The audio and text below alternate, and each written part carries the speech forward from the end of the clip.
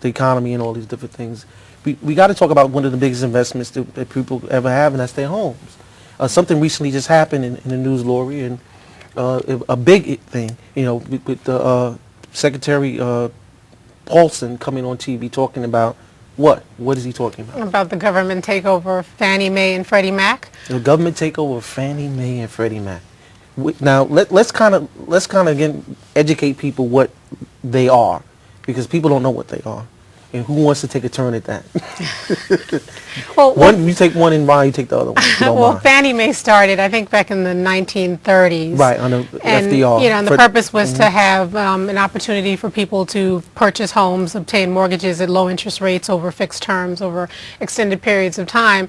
And it went on for about 30 years and was operating fine. And then they realized that there was a bit of a monopoly, for it. And then they brought on Freddie Mac. Bottom line is this. In terms of Freddie Mac and Fannie Mae, essentially, they provide liquidity to the housing markets. And they assist local and regional banks to be able to loan more.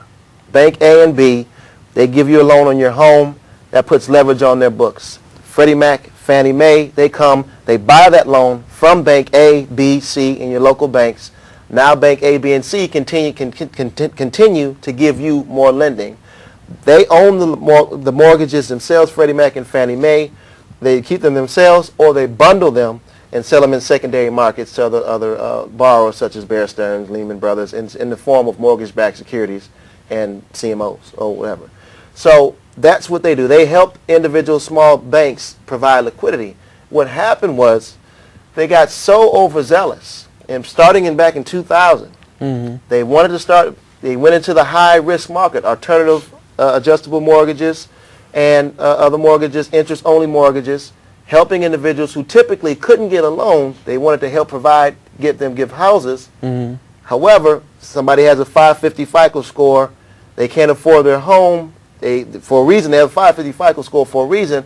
They started to default and they started to lose their home, and that means Freddie Mac and Fannie Mae essentially own about $5.4 trillion of the $12 trillion of debt in the U.S. markets, and $3 trillion of that is actually owned by Asia and Fannie Mae, but that's another whole discussion. Yeah, but even to go back a bit, the issue is that they're government secured enterprises, and they have a whole lot of benefits. After they became privatized, they now had shareholders to answer to as well. So in addition to what the reason they originally started out for, they now have to provide profits, etc., for their shareholders.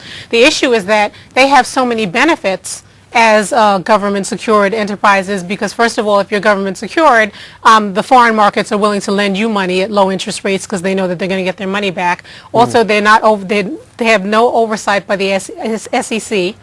They also have no taxes. They have all these benefits, even though the Securities Exchange Commission. So they have all these benefits, even though they are a private organization, and as a result, things got a little out of hand. And the biggest problem in this whole thing, when Paulson came out, about a month ago and said that we're going to back it, they said that there was essentially, before he made that statement, there was an implicit backing of the U.S. government. It wasn't explicit, it was implicit, meaning that they weren't necessarily going to have to back it, but it was almost implied that they would back these loans.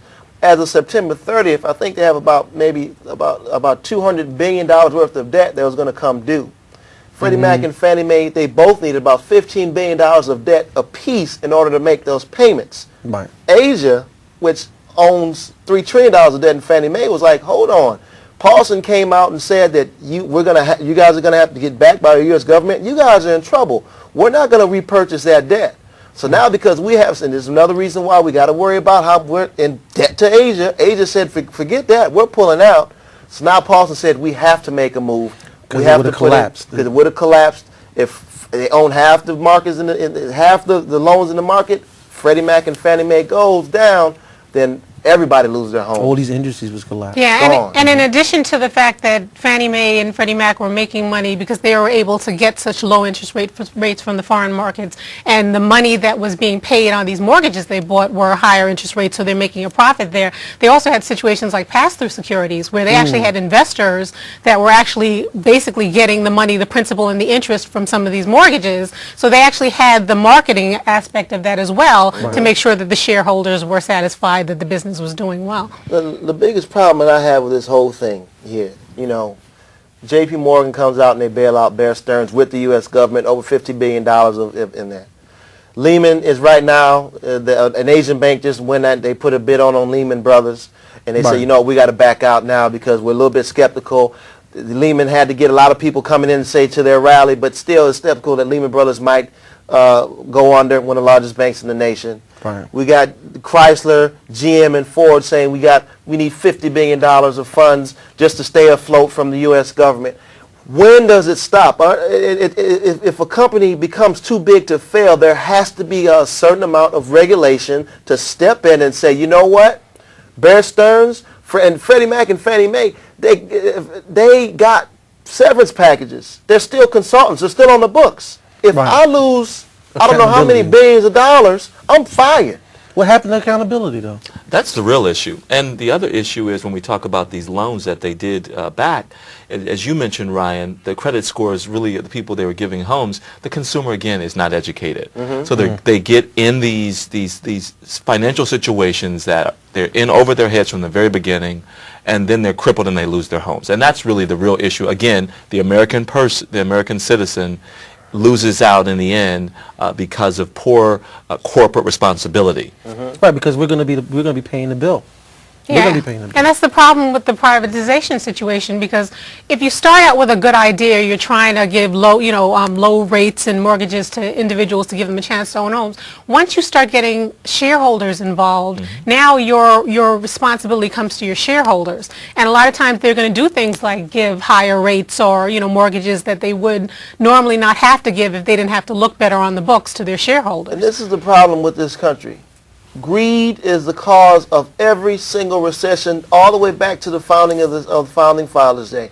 If we just look at the past 10 years, 2000, what happened? People went out and they got so overzealous in buying all of these stocks for $200 a share when they were only worth $2 a share and they hadn't made any revenues in the history of the company. Stock market went down. Everybody started crying, lost all their money. We have a recession. People jumped out windows. We're talking about the tech bust. In the tech bust, when the internet bubble busted back in 2000. 2003, what happened when the tech bubble, when that bursted, everybody went into two variable options. They went into gold and they went into houses.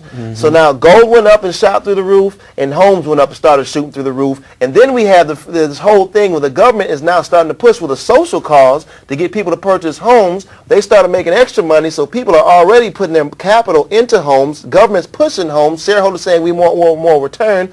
Everything was all about greed.